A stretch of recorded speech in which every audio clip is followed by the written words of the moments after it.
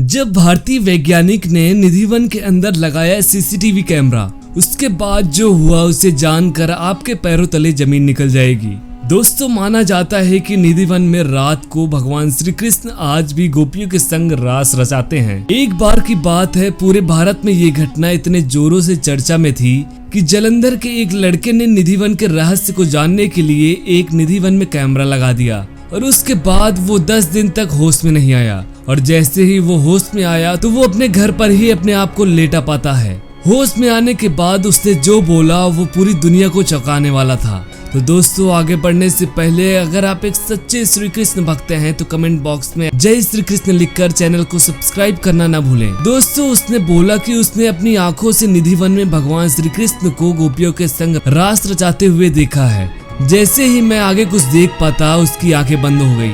मैंने एक कैमरा भी लगाया हुआ था। जब वो अपना कैमरा लोगों को दिखाता और कैमरे में देखता तो वो बहुत तेज प्रकाश कैमरे में आ रही होती है और जैसे वो प्रकाश कैमरे की ओर आगे बढ़ती है वो अचानक से उसका कैमरा खराब हो जाता है। निधि वन के पंडित भी लड़के की इस बात पर हामी भरते हुए निधि वन के रहस्यों के बारे में बताते हैं कि हर रात निधि वन में भगवान श्री कृष्ण स्वयं आते हैं और यही वजह है कि निधि वन में रात को रुकना खतरे से खाली नहीं होता। और केवल इंसान ही नहीं बल्कि 6 बजे के बाद जंगल में रहने वाले जितने भी जानवर हैं वो मंदिर को छोड़कर चले जाते हैं और पूरा मंदिर सुनसान हो जाता है। ये सब बातें इतनी बढ़ गई थी कि भारतीय वैज्ञानिकों ने इस रहस्य को पता लगाने के लिए निधि वन में फिर से एक कैमरा लगाकर अपने वैज्ञानिकों को निधि वन भेजने का फैसला किया ताकि वो रहस्य की जड़ तक पहुंच पाएं। भारत का एक महान वैज्ञानिक इस रहस्य को पता लगाने के लिए निधि वन जाता है और दिन में निधि वन में कैमरा लगाकर वहीं छुप जाता है। जब वो वहां देखता है तो उसके होश उड़ जाते हैं। वो देखता है कि जैसे ही शाम के 7 बजते हैं जंगल में जितने भी बंदर और सांप आदि जानवर थे वो उस जंगल से बाहर जा रहे थे और वो वैज्ञानिक की ओर भी नहीं देख रहे थे,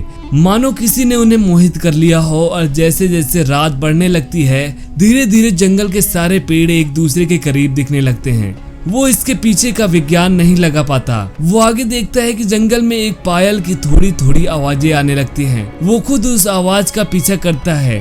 एक तरफ तो पायल की आवाज इतनी मन को मोहने वाली थी कि वैज्ञानिक इसके पीछे जाने लगे और जैसे जैसे वो आवाज के करीब जाता है आवाज दूसरी ओर जाने लगता है। फिर अचानक से धीरे धीरे ढोल नगाड़ों की आवाज भी आने लगती है। वैज्ञानिकों को कुछ समझ नहीं आता कि ये सब क्या चल रहा है। वो जंगल के बीच में खड़े होकर सोचता है कि उसे जाना किस तरफ चाहिए। वो अपना कैमरा लेकर ढोल नगाड़ों की आवाज की तरफ जाने की सोचता है ताकि अगर उसे कुछ भी हो तो वो सब कुछ कैमरे में कैद हो जाए।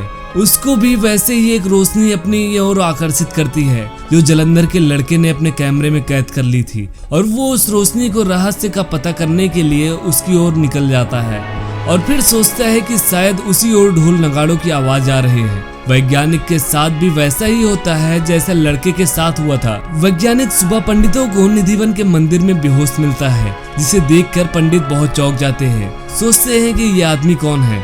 वो उसे होश में लाते हैं। वैज्ञानिक उन्हें पूरी बात बताता है। पंडित वैज्ञानिक को बोलते हैं कि आप चाहकर भी उस रहस्य तक नहीं पहुंच सकते, चाहे वह आपकी आंख हो या कैमरा, कोई भी इस निधि वन के रहस्य को कैद नहीं कर पाएगा।